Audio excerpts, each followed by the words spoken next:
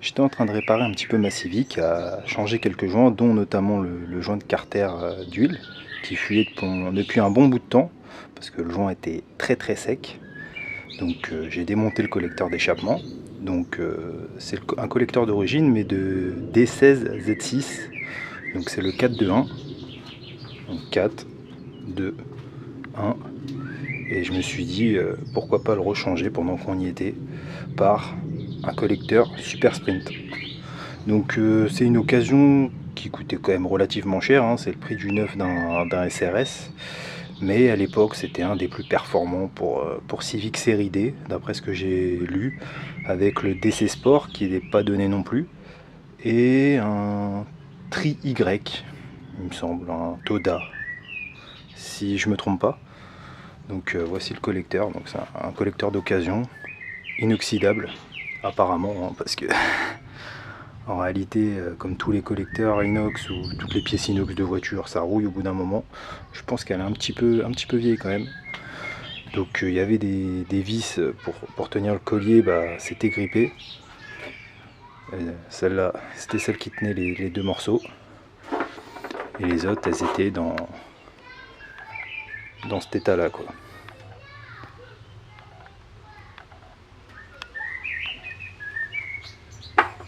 Je vais tenter de faire un petit... Voilà. Vraiment pas ouf. Donc je les ai remplacés avec un petit peu de graisse cuivrée. Et à enfiler les deux parties, c'était un enfer, hein. J'avais le pied ici et j'enfonçais avec la graisse pour le faire rentrer. Donc voilà, c'est un collecteur Super Sprint en 4-2-1. 4, 2, qui se termine là. Voilà, donc au niveau du pot, on sent vraiment la différence quand même. Avec la fonte qui est beaucoup plus lourde. Alors au niveau des diamètres, c'est beaucoup plus grand à la sortie de la culasse. Et en sortie, j'ai pas regardé, mais je pense que c'est plus grand aussi.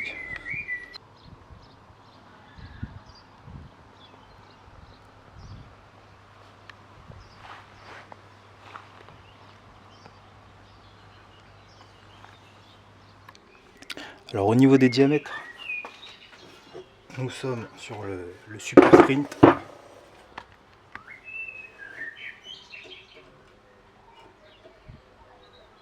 Du 48, 46, 46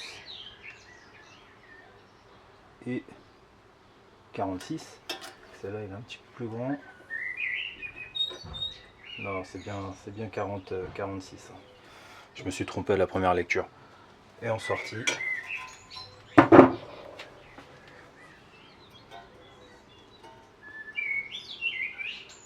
en 46 aussi. Alors pour le collecteur des 16 Z6, en sortie nous sommes à du 40. Oui, c'est ça, du 40 à peu près. Et au niveau de la culasse, en 40 aussi. Donc le collecteur Super Sprint a une plus grosse entre au niveau de la culasse et au niveau de la sortie. Alors au niveau du poids, c'est pas le meilleur procédé pour peser, mais nous sommes à... Alors, je le tiens un petit peu. Hein. Ah non, même pas besoin de tenir. 8,6 kg. 8,6 kg.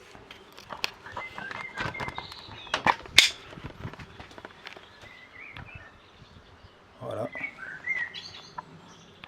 Pour le collecteur fonte de D16 Z6. Et pour le collecteur Super Sprint, on va voir ça tout de suite.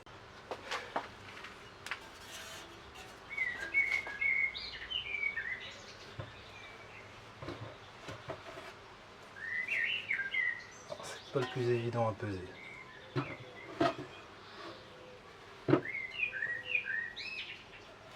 Bon là je le tiens un petit peu, mais on est à 4,7 kg, voilà. Donc ça fait une réduction de 4 kg au niveau de l'échappement. Alors j'ai pas la sonde lambda, mais je pense pas que ce soit ça qui pèse le plus lourd.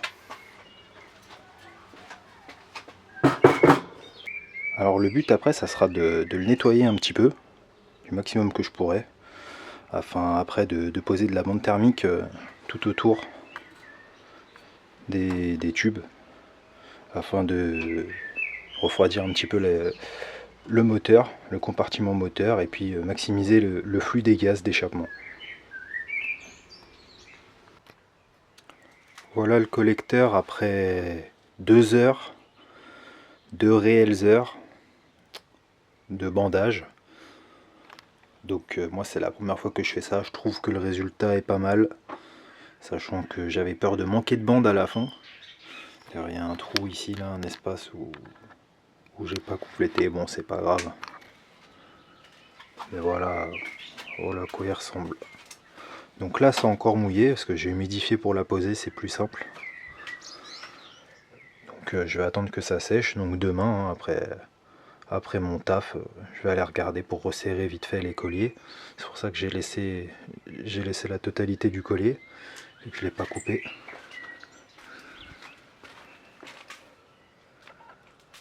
Voilà à quoi ça ressemble. Donc pour une première, je trouve que c'est pas trop mal. On aurait pu faire pire. Ou mieux aussi. Mais pire. Ah oui, même la bande thermique quand elle est mouillée, ça vole de partout. Et ça gratte.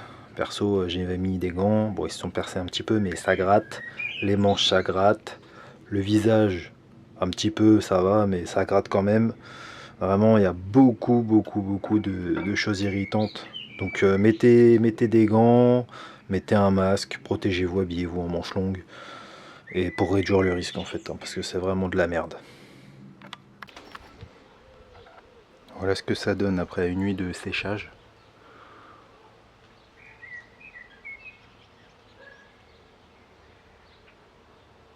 Donc ça va. Juste ici c'est les raccords, donc ça fait un petit peu moche. J'espère que ça tiendra. J'ai coupé les colliers aussi.